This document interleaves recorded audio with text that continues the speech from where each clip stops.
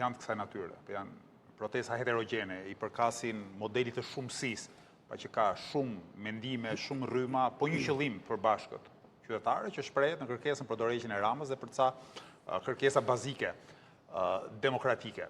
Sigurisht një histori ka pas shumë modele revolucionesh, epoka e revolucionit francez, revolucionit rus, kinez e kështu me radhë. Ne deri në vitet 90 e kemi pas këtë model, domethënë, po çështja nuk është që ne të kërkojmë sot Azem Hajdarin dhe Sali Berishën e radhës. Ka ecur historia, nuk jemi më në 90-91, nuk jemi më në epokën e partisë pararoj që e merr populli dhe çon në një drejtim, pastaj zakonisht e tradhon. Çështja është me këtë model si po funksionon protesta, mund të arritë dorëheqja e Ramës?